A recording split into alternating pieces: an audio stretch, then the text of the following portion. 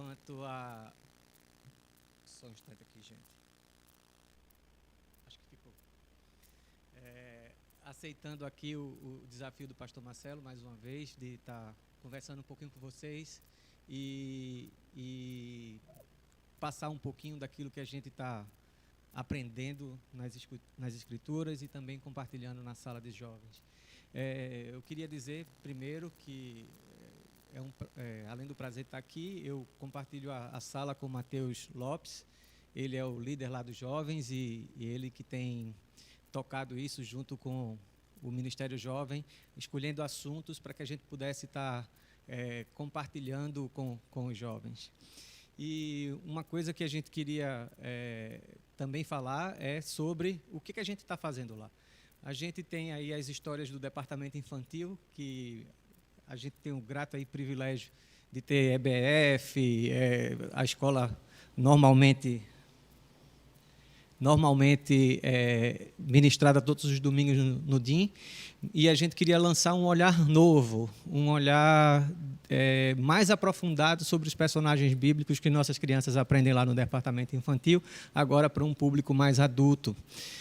A gente queria fazer com que a gente conseguisse observar aqueles personagens que são tão caros e importantes para a gente, mas agora mostrando o que é que eles falam para a gente e o que é que eles têm dito para a gente. Tá bom? O título do nosso encontro é Correndo com os Gigantes, e como eu falei para vocês, é a história dos heróis do Antigo Testamento e sobre os seus ensinamentos sobre a Bíblia. Eles contam várias histórias, mas eu queria desafiar você agora a pensar um pouco de uma maneira diferente. Pense aí agora nos Jogos Olímpicos. A sua magnitude, o tamanho disso, um evento que acontece em escala global, todo mundo acompanha, uns têm esportes mais preferidos do que outros, mas o que me chama mais atenção é um encontro de todas as nações do mundo para falar a mesma linguagem, a linguagem do esporte. Lá não tem raça ou cor, língua, todos se reúnem ao redor de um mesmo objetivo, que seria aí as suas habilidades atléticas. Mas eu queria ir um pouquinho mais para frente e falar sobre o Estádio Olímpico, a emoção do Estádio Olímpico, de estar lá, de ter uma imensa quantidade de pessoas ao redor de uma pista onde todos gritam e incentivam os atletas ali na frente. E eu queria que você imaginasse o coração do atleta ao olhar aquilo lá. Tudo posto, várias pessoas em todos os lugares, a gritar nomes, a torcer, a tudo isso. O atleta fica com seu coração disparado, a adrenalina a mais de 1000, algo importante está para acontecer, o evento vai começar e ele começou. E de tantas provas que esse evento tem uma que me chama a atenção e é muito charmosa, né? Que seria aquela prova que todos gostariam de serem lembrados, e até que na tradição dos Jogos Olímpicos, eu acho que talvez a modalidade mais antiga, que é a maratona. E eu queria fazer um paralelo entre a maratona e a vida, ou seja, nos esportes olímpicos, a maratona tem todo um aspecto de superação, de superar obstáculos no decorrer do caminho, e a vida também é assim, tá bom? A vida tem isso. Agora eu queria que você passasse um tempo imaginando agora na sua vida tudo o que aconteceu. Se coloca numa posição do atleta, comparando sua vida com a maratona dos Jogos Olímpicos. Quantos torcem por você, quantos dão incentivos, quais as dificuldades que você passa a cada passo, a cada esforço que você tem para que sua vida continue e que você progrida nessa maratona que é a vida. Agora imagine também que a cada passo seu você pudesse encontrar uma lição. A cada 4, 5 quilômetros percorridos, se você pudesse encontrar com alguém e esse alguém pudesse conversar com você e pudesse dizer para você assim: olha, na minha maratona, na minha vida, eu queria te passar o que eu aprendi, o que eu vivi.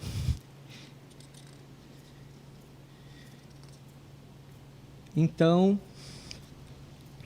muito mais do que somente oferecer água. Quem já viu a Olimpíada, quando os atletas começam a correr, e a um determinado momento alguém sempre oferece água, oferece apoio, palavras de incentivo nesse caminho. Mas imagine que a cada trecho você vai ter muito, mas muito mais do que isso. E você vai ter a companhia dos heróis da fé.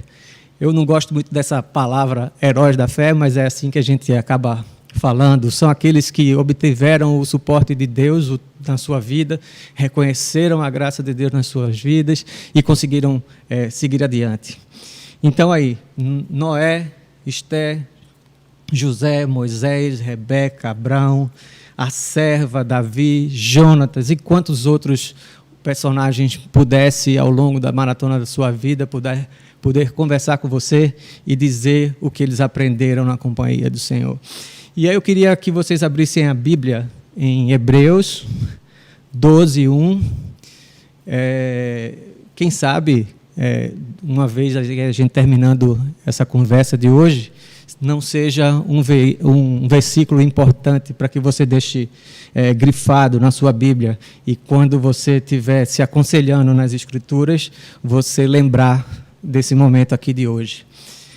Portanto, também nós, uma vez que estamos rodeados de tão grande nuvem de testemunhos, livremo-nos de tudo o que nos atrapalha e do pecado que nos envolve e corramos com perseverança a corrida que nos é proposta.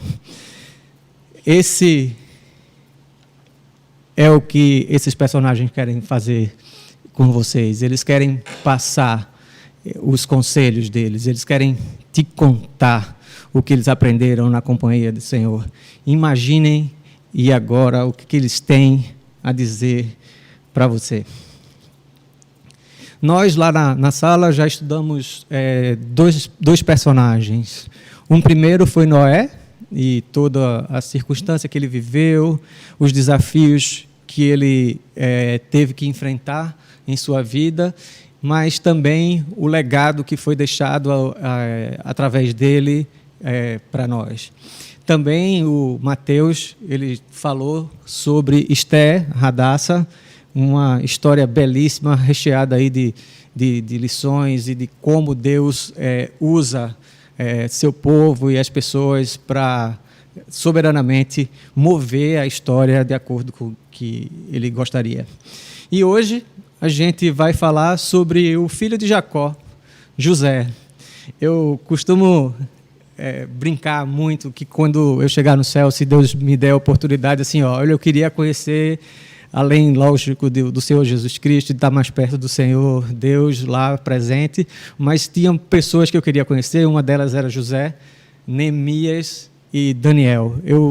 Eu olho para a vida dessas pessoas e elas me inspiram, porque foram homens como nós somos, pessoas como nós somos, mas que a poderosa mão do Senhor estiveram com eles. Não tiveram vida fácil, não foi tão simples assim, mas eles experimentaram a companhia de Deus durante toda a vida. Eu queria fazer um resumo rápido, não vai dar para a gente ler toda a história de José, lá no livro do Gênesis, é um período bem longo, mas eu peço para vocês, na sua meditação do dia a dia, olha isso, olha com carinho, pega alguns pontos que a gente está conversando aqui, faz sua reflexão mais aprofundada sobre isso. Tenho certeza que vai ser de grande valia, como tem sido para mim hoje. O registro bíblico está em Gênesis de 37 a 50. Lá vocês vão observar que O José é o 11º filho de Jacó, que ele é um sonhador, ele sonha algumas vezes, isso traz algumas dificuldades, alguns problemas para ele, muito mais pela imaturidade e o momento de vida dele, mas a vida segue um pouco mais. Ele é vendido como escravo aproximadamente aí aos 17 anos, alguns que falam 16, outros 18, mas vamos colocar aqui como 17 anos. Ele é vendido como escravos pelos próprios irmãos. Depois disso, ele segue e é vendido novamente, né? Nesse caso aqui, quando ele é vendido pelos irmãos, é para os ismaelitas. Os ismaelitas, por sua vez, quando chegam no Egito, vendem José para Potifar. O Potifar é o comandante da guarda lá do Egito, e ele serve na casa de Potifar, e ele acha graça lá na casa de Potifar. Ele passa a ser administrador de todos os bens de Potifar. Eu gosto muito desse pedaço, porque há um relato bíblico que fala o seguinte: Potifar era abençoado em tudo que fazia, porque José estava lá. Ou seja, a presença de José e o trabalho de José trazia bênçãos para a casa de Potifar. Ele é acusado injustamente pela mulher de Potifar, dizendo que ele queria se aproveitar dela. Foi preso injustamente, foi auxiliar do carcereiro, ficava com as chaves lá dos portões da cadeia. Ele interpreta sonhos mais uma vez aí, duas vezes na prisão. Ele acaba por interpretar os sonhos, ele confia nos seus próprios esforços para poder sair daquela situação lá na prisão, e acaba continuando aí preso por mais 2 anos, até que chega o dia da interpretação do sonho de Faraó, que ele faz. Ele torna-se governador do Egito, aproximadamente aí ele já tinha 30 anos. Se a gente fizer a conta aí, foram 13 anos, longos 13 anos, entre a venda dele como escravo pelos irmãos, até chegar o status de governador no Egito.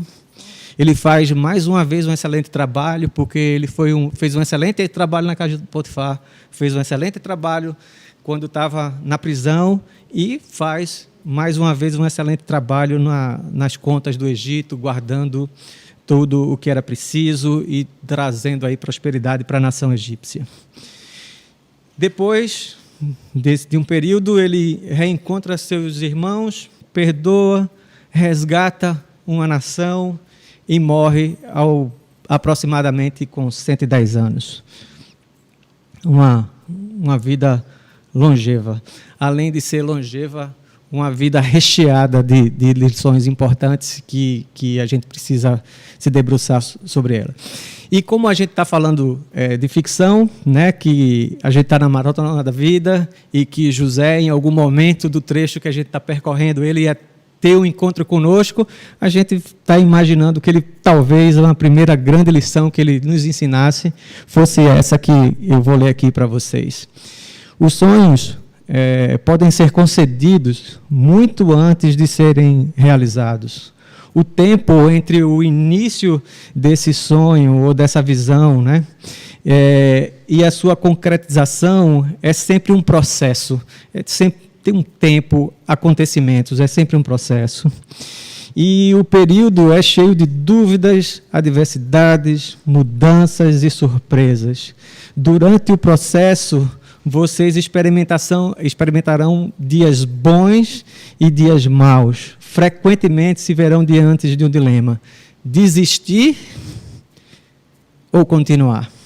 Sem hesitação, José pode te dizer, eu posso lhe dar a resposta: não desistam dos seus sonhos. Essa imagem que está aí no fundo, eu acho ela bem interessante, que revela aí um momento importante da vida de José, quando ele é jogado na cisterna. Agora, imagine um jovem querido que amado pelos pais, ver-se numa situação como essa. E imagina ele nessa cisterna e olha para trás que o seu pai, muito provavelmente, tinha passado informações sobre quanto Deus tinha sido ativo e presente na vida deles. Né? Abraão, Isaque, Jacó, muitas histórias com certeza foram contadas, não só para José, mas para todos os seus irmãos. E agora ele está dentro de uma cisterna. O que pensar sobre isso? Que sentimentos vêm na cabeça? Que dificuldade ele estaria aí para superar? Mas ele não parou por aí. A gente vai passar agora falando sobre as lições que ele pode nos apresentar. Naturalmente, isso é um resumo. Se você olhar a história de José, você vai ter muitas outras coisas para enxergar. É um personagem riquíssimo, desde os relacionamentos dele, a postura dele perante o trabalho, o relacionamento dele com Deus, a maneira como ele encarava a vida e o seu labor no fazer, no realizar, o esmero, a perfeição com que ele fazia as coisas. Tem muitas lições que a gente poderia dar para isso, mas eu escolhi alguns pontos e que queria compartilhar com vocês. Esse aí talvez seja um quadro que marca muito, né? Assim, todo mundo fala que José interpretou o sonho do faraó e ele foi bem sucedido por causa disso. Eu acho essa cena super importante, principalmente pelo ensinamento que ele vai mostrar mais adiante, que trouxe para ele. Mas esse não é o melhor momento de José. Talvez os melhores momentos de José é quando a Bíblia fala e o Senhor estava com ele. E vocês vão observar, quando estiverem lendo e na nossa conversa, que o Senhor estava com ele nos momentos mais difíceis da história. Quando o relato bíblico vai seguindo e que ele já está numa posição de melhor situação, pelo menos aos nossos olhos, a Bíblia não fala o Senhor estava com ele, mas fala quando ele estava em momentos de maior dificuldade, o Senhor estava com ele. Então aqui eu queria só relatar esse quadro e seguir para a primeira lição. Não desista dos seus sonhos, mesmo que a sua família não os incentive. E eu vou convidar você mais uma vez a consultar sua Bíblia, agora em Gênesis 37:10, e depois também no capítulo 17, nos versículos 19 e 20. Acredito que já podem ter aí encontrado. Eu vou ler para vocês. Gênesis 37:10. E contando a seu pai e a seus irmãos, repreendeu o seu pai e disse-lhe: que sonho é este que tivestes? Porventura viveremos, eu e a tua mãe e teus irmãos, a nos inclinar-nos perante ti em terra? Esse é um desafio grande.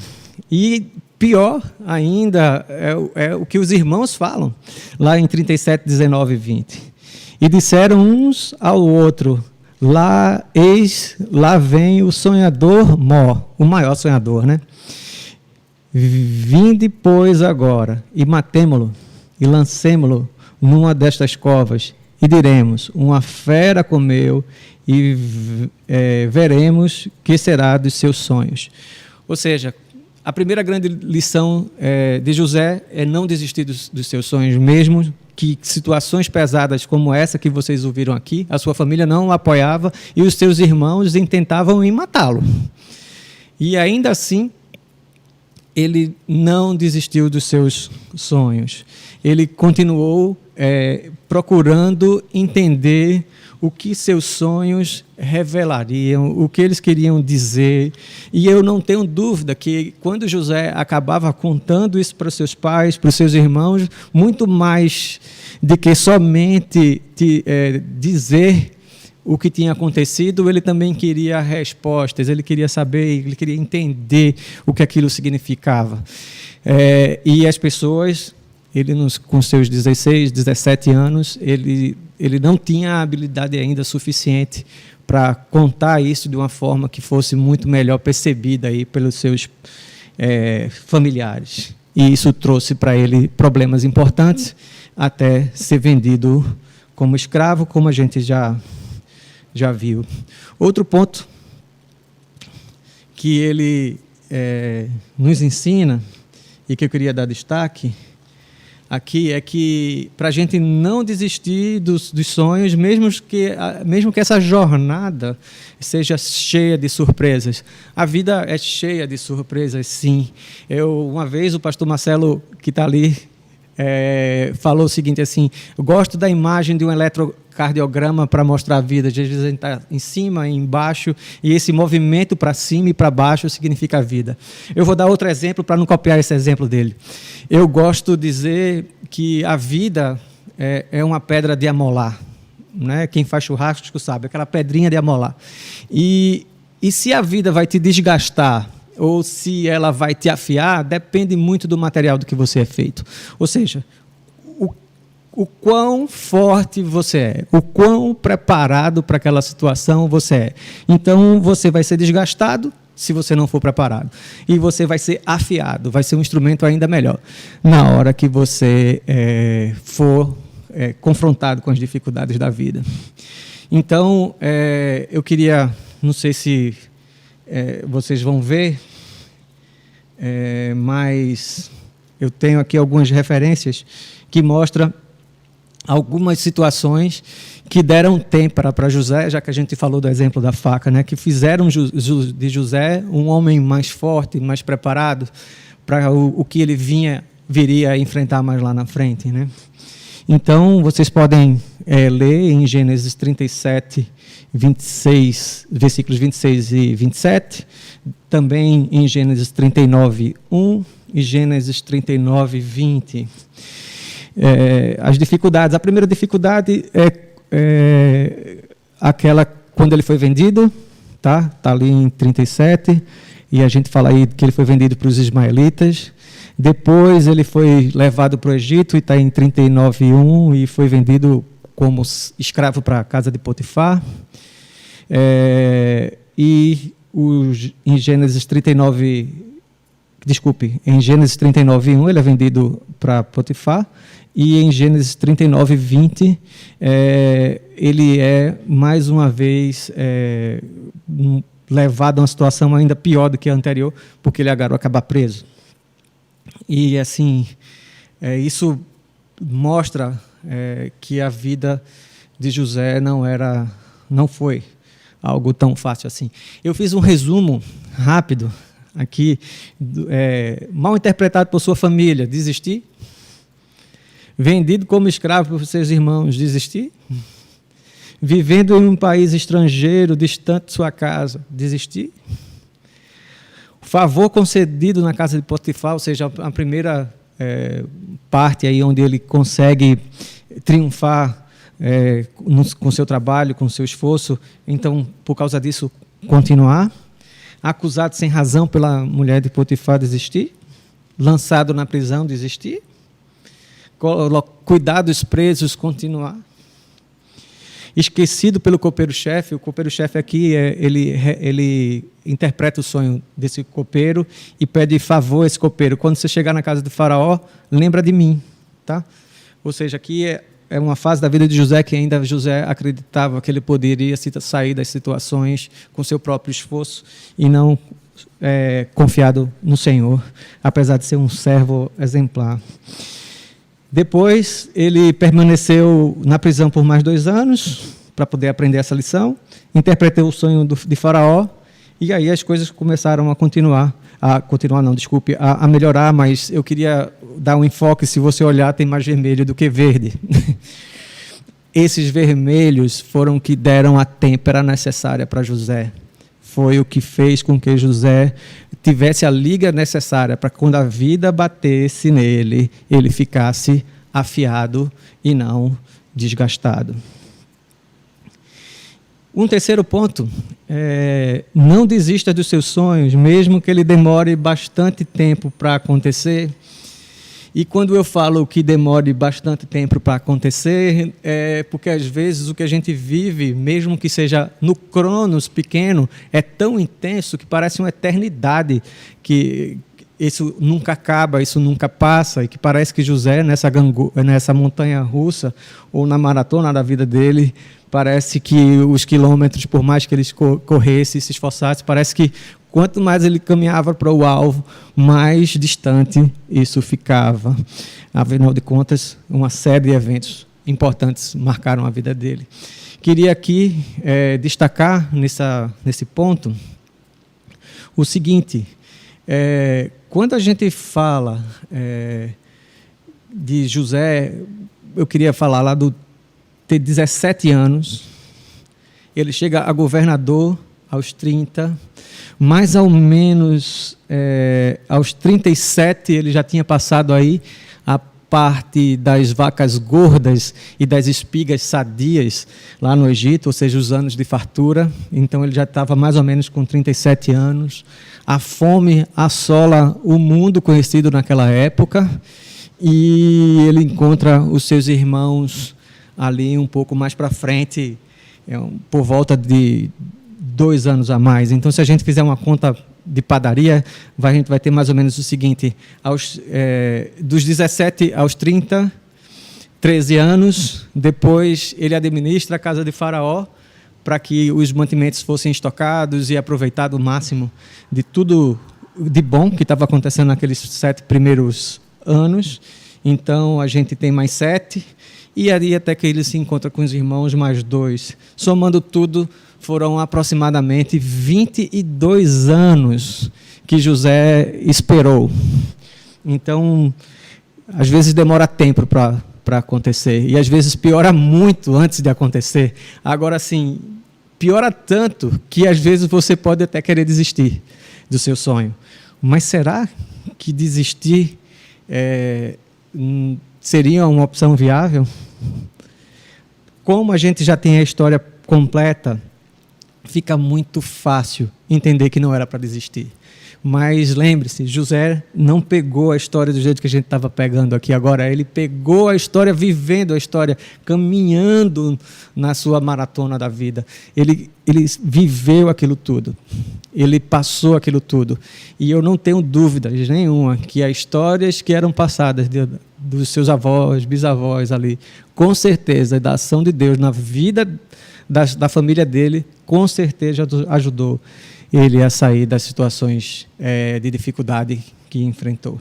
Mas, mais do que esses 3 pontos, eu queria falar para vocês hoje que andando sobre esses 3 pontos gerou sabedoria. É o ponto que eu queria falar aqui. A sabedoria que a companhia de Deus traz. Quando a gente passa por situações como essa, alguma coisa fica conosco. A companhia do Senhor nos traz uma sabedoria, um ensinamento que a gente precisa guardar e ter em nossos corações. E aí, a primeira sabedoria que a companhia de Deus traz é saber que Ele é presente em todos os momentos, quer nos momentos felizes, e que a gente geralmente aprende pouco com os momentos felizes, quer seja nos momentos mais difíceis, quando a gente realmente precisa entender que Ele está lá. O que a gente precisa saber é o que Ele está nos ensinando nesse momento. Eu sempre costumo dizer o seguinte: se Deus quer que você aprenda alguma coisa, seja um bom aluno. Se você for um bom aluno, os 22 anos são menos anos. Se você é um mau aluno, os 22 anos serão poucos anos. Talvez você precise de mais anos para que você aprenda aquilo que Deus quer te ensinar.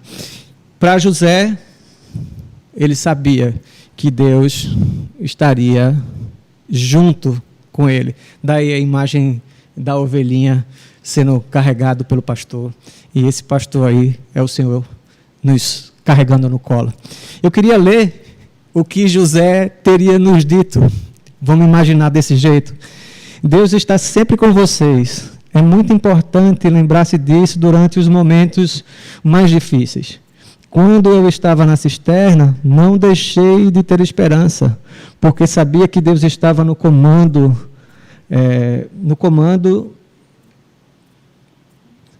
Ele impediu que os meus irmãos me matassem. Olha só como ele olhou a situação. Olha, eu fui jogado nessa cisterna para morrer e fui vendido como escravo. Ele poderia levar a lição dessa maneira, mas ele olha assim, olha, Deus impediu que eu morresse. Se eu estou vivo, é porque é graça e é cuidado de Deus para a minha vida. Então eu posso seguir desse jeito. Ou eu posso sentar e me lamentar e ficar chorando. Que coisa ruim que Deus fez comigo. E quando eu sou mau aluno, quando eu não aprendo a lição, Deus continua dando a lição. Então, sejamos bons alunos e tenhamos a convicção de que Deus está conosco. Tá bom?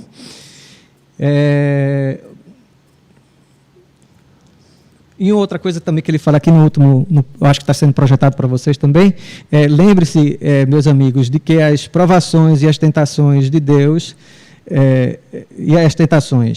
Deus está com vocês também, ou do jeito que esteve com José, também está com vocês. Essas tentações e provações, lembrando do exemplo da faca, é o que te desgastará, que te levar a ser um instrumento ruim ou um instrumento mais afiado. E essa sabedoria que veio de Deus para José vai ser importante para o desafio que ele vai ter mais na frente.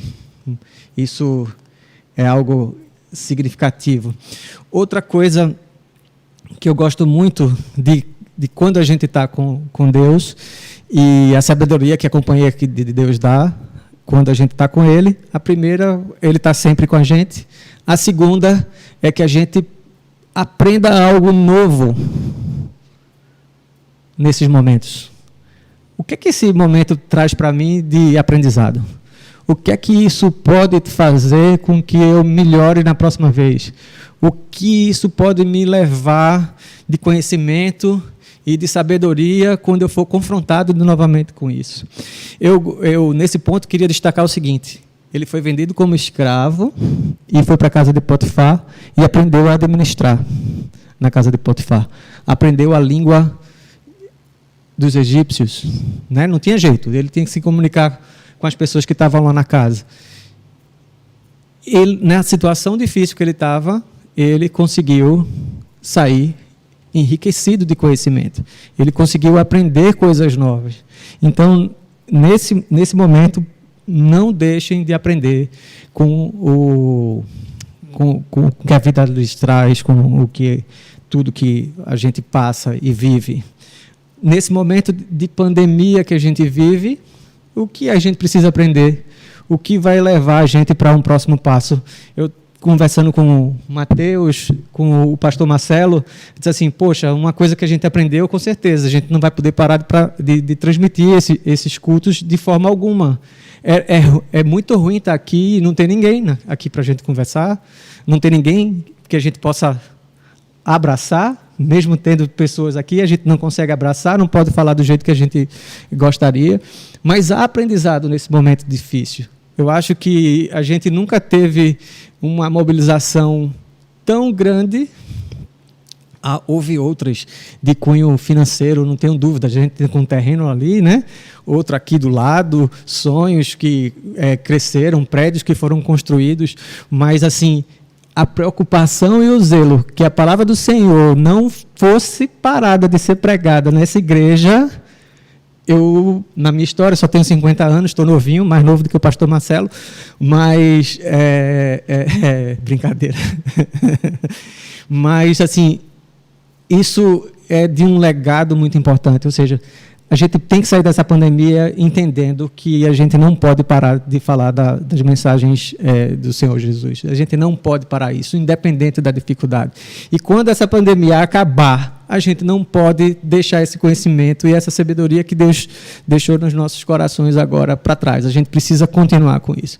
A Igreja da Madalena está cada dia indo um pouco mais longe nas suas redes sociais.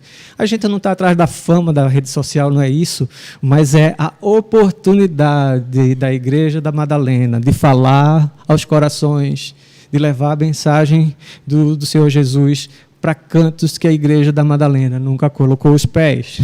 E isso só foi possível porque a gente viveu uma dificuldade. Na verdade, a gente viveu não, a gente está vivendo uma dificuldade. Então, aprenda algo novo quando se deparar com os problemas. Se você se deparar com os problemas e só lamentar, a lição vai ser mais demorada. E você vai sair sem nenhum ganho. Outro ponto, e esse aqui eu realmente vou ler para vocês, é que há algo de diferente em José. O José que chega no Egito e é trabalhado por Deus até esse momento, você vai ver que José é um outro homem, é uma pessoa completamente diferente daqui que começa a história. José conta para todo mundo, tem o ímpeto da juventude, a energia da juventude, exibia a sua capa mais bonita, isso gerava ciúme nos seus irmãos, contava os sonhos dos feixes, da lua, e ele fazia isso, e parece que em algum momento, e a gente está aqui, só parece, não dá para afirmar exatamente isso, mas parece que de alguma maneira aquilo envaidecia ele. Principalmente porque as pessoas diziam para ele se envaidecer. Quando ele dizia assim, você acha que eu vou me curvar a você? Ela já colocava na cabeça dele, em vez de responder perguntas, o que é que você está, qual é a resposta para isso? Vamos buscar junto a resposta do que isso significa. As pessoas diziam assim, você acha que eu vou dobrar a você? Ele disse, então eles vão dobrar a mim em algum momento. E quando a gente tem pouca idade, às vezes a gente acredita nessas coisas. A gente acredita que pode resolver, que a gente vai fazer, que o protagonismo é nosso, que a força é nossa e que o nosso muque e o nosso cérebro vão resolver tudo. E não é assim que as coisas acontecem. A sabedoria que Deus dá mostra que a gente precisa depender dele. Eu vou ler aqui o conselho como se ele fosse. Vamos lá. Percebam que a autopromoção jamais poderá substituir a promoção divina. Toda vez que tentei me promover, isso funcionou contra mim. Veja o que aconteceu quando eu contei o sonho para os meus irmãos. Assim que fui apresentado a Faraó, eu finalmente aprendi minha lição. Eu sabia que meus sucessos vinham de Deus e dei-lhe o crédito. A única promoção que importa é a que vem de Deus. Ou seja, quando ele interpreta os sonhos dos prisioneiros, é um jeito. Quando ele vai interpretar o sonho de Faraó, ele faz assim, eu sei quem faz. Deus pode fazer isso. E seu sonho diz isso. Não foi mais José que interpretou os sonhos. Ele sabia quem interpretava os sonhos. E quando ele percebeu isso, ele virou um bom aluno. Ele virou um bom aluno e ele vai ter a chance de mostrar que ele é um bom aluno, que ele aprendeu a lição. Logo aqui aí no próximo slide. José aprende tão bem a lição que quando ele encontra seus irmãos, no meio de toda a emoção, eu fico imaginando o filmezinho que passou na cabeça de José. Nossa, foram eles que me venderam, foram eles que me fizeram sofrer. Ele vê na ação dos irmãos deles algo que fez ele sofrer extremamente. Ele estava numa situação boa, a saudade, a privação de crescer junto, de compartilhar. Não é fácil não, gente. Se alguém acha que é fácil, está redondamente enganado. Eu sofro porque eu não estou convivendo com os meus irmãos aqui na igreja. Imagina uma situação como essa. Ficar longe. E a pessoa não ficou longe porque quis. A pessoa ficou longe porque foi enxotada, jogada fora, saiu do convívio forçadamente. E trabalhou duramente, penosamente. E parecia que, por mais que ele se esforçasse, por mais que ele fizesse um bom trabalho, parecia que Deus somente o empurrava para baixo. De vendido para uma caravana, para escravo de Potifar, numa terra estranha e com língua estranha, a preso. É um gráfico que só faz descer. E aí, de repente, ele olha e as pessoas que fizeram ele só descer estavam na frente dele. Que momento ímpar.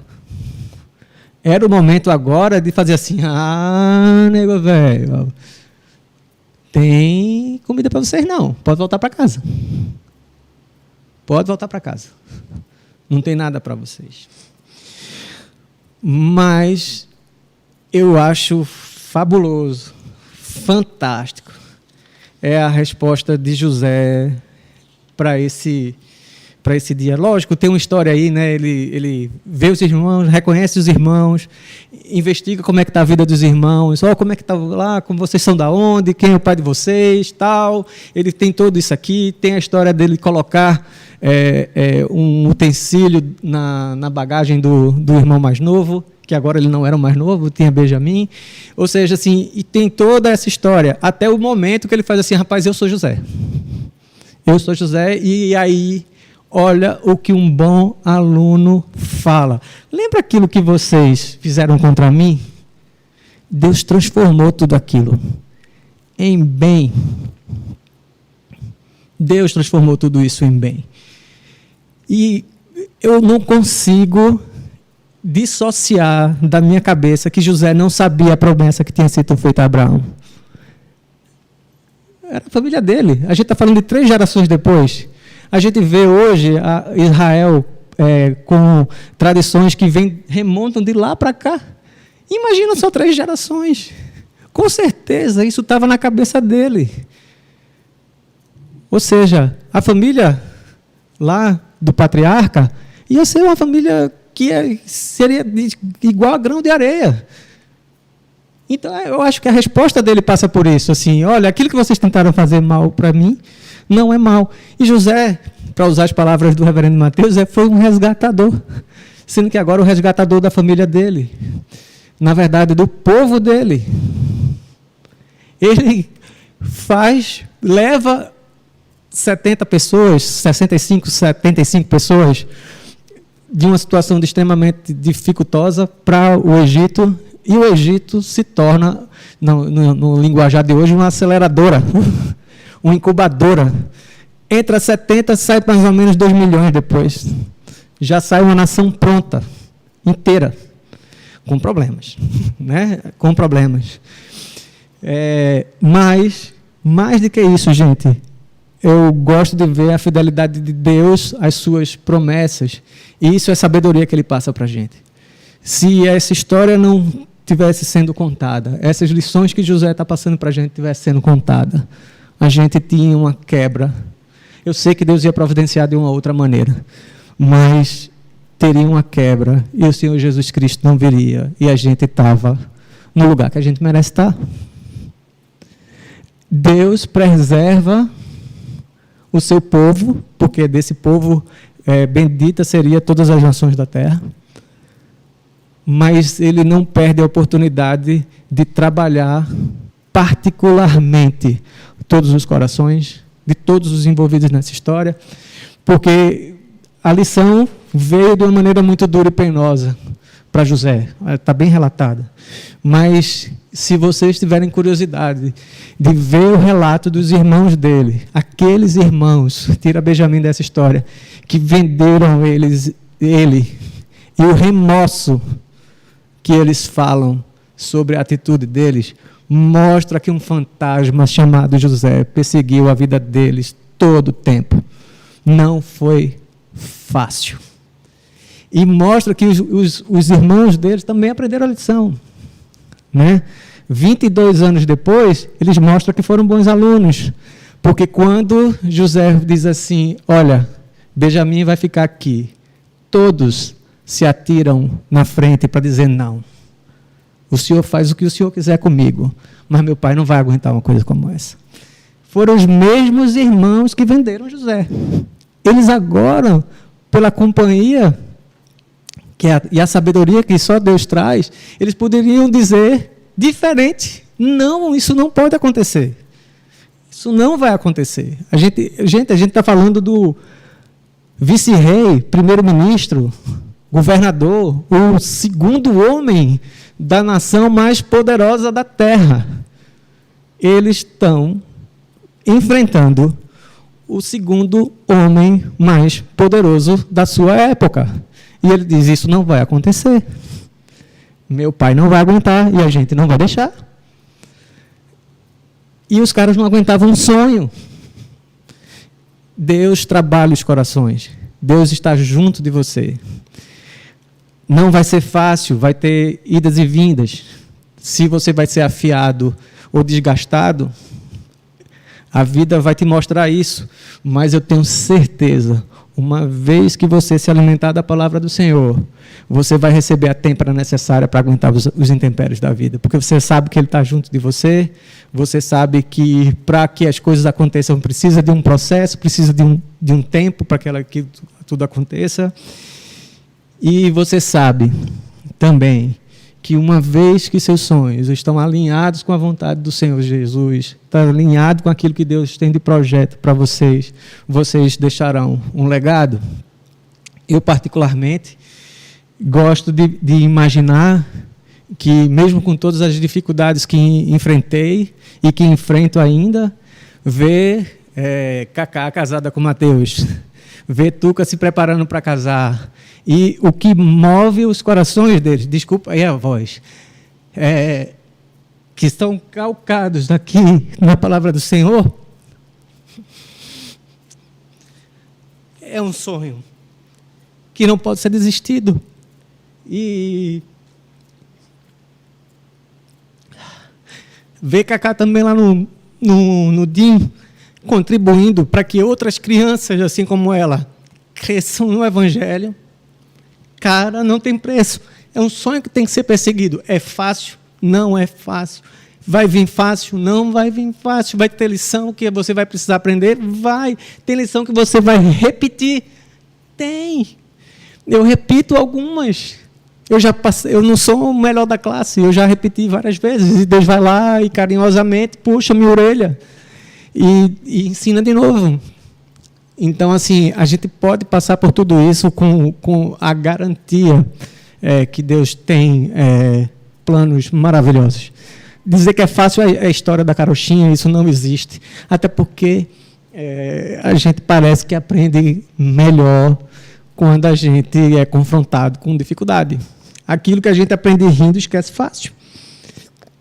Pelo menos eu esqueço fácil, né? E eu queria...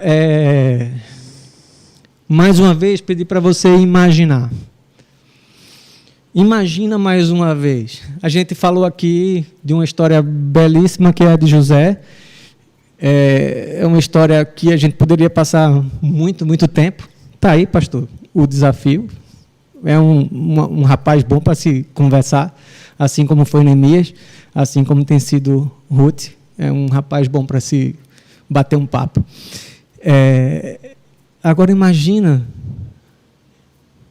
mais uma vez, que a gente pode aprender muitas outras coisas.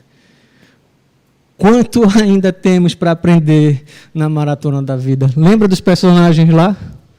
Lembra do que você pode aprender com eles? A quantidade de lições que você pode ter?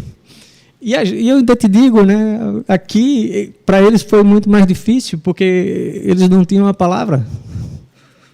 A gente anda com ela no celular, no computador, no tablet. A gente, às vezes, nem vem para a igreja e recebe a transmissão em casa. Então, a gente tem como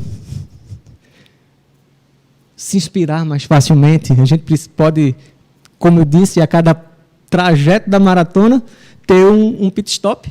E nesse pit stop, a gente bater um papo com pessoas que podem trazer imensa aprendizado e legado para vocês. Então, eu termino dizendo para vocês, pedindo para que vocês lembrem, né, que eles estão por aí, por todo o caminho. Basta você abrir sua Bíblia e conversar com eles. E eles vão estar ali para dar a lição para você. E um último, não perca a oportunidade de se juntar a alguma sala. Não perca isso. Por favor, não perca isso. A gente já teve a oportunidade de ver a classe de Marcel e de Rosa aqui, e teve a do pastor Marcelo e Mateus, não foi? Perdão. Teve também de Gal. Teve também a de Gal. Então, assim, se mobiliza, gente. Vamos lá para a sala de Gal, para a sala, né, de Marcel, de Rosa. Ou então, se você acha que esses personagens ainda têm alguma coisa para contar para vocês, vamos lá para a sala. Tá bom? Assim, eu tenho certeza que Mateus Lopes vai receber vocês de braços abertos. E aí eu vou aproveitar que está ao vivo, e ele vai me matar depois, né, pastor? Não pode repetir professor, né? Então, pode ser que tenha outro personagem por outro professor logo, logo. Eu queria agradecer demais o tempo de vocês. Não é algo que eu estou acostumado a fazer, que eu só falo. Eu gosto de dar as aulas fazendo pergunta e discutindo e escutando como as pessoas percebem esses personagens. Quem me conhece do CAI, né, sabe disso. Então, mas é um desafio. Tem, como eu já falei em alguma ocasião, alguns desafios, mesmo que eles gerem desconforto, você precisa enfrentar, outros não, né? Mas esse eu resolvi enfrentar porque eu acho que compartilhar a palavra do Senhor, mesmo sem todas as habilidades, quem é o fio condutor para o coração de vocês não é a minha boca, mas é a própria boca do Senhor. Então as minhas deficiências são apagadas e a mensagem é passada. Mas fica aí o desafio para que vocês pudessem estar com a gente, por favor, acompanhando a escola dominical. E eu queria encerrar orando.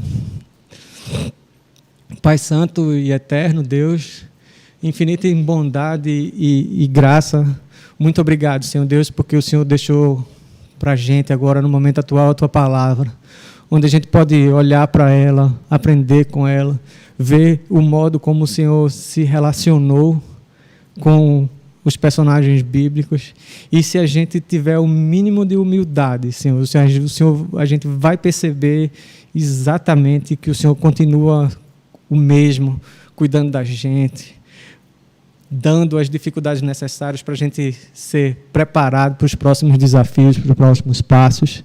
Não deixa, Senhor Deus, a gente caminhar nenhum centímetro, nenhuma ideia que propague sem a Tua presença, sem a Tua condição. Ajuda-nos a sermos bons alunos, que nós possamos aprender rápido e também possamos colocar tudo que o Senhor nos ensina rapidamente em prática. A gente não tem dúvida que assim, Senhor Deus, a escola dominical da Igreja Madalena vai criar uma legião de discípulos Teus, Senhor Deus, dispostos a levar Teu Evangelho, seja para onde for. É assim que nós Te oramos e agradecemos. Amém.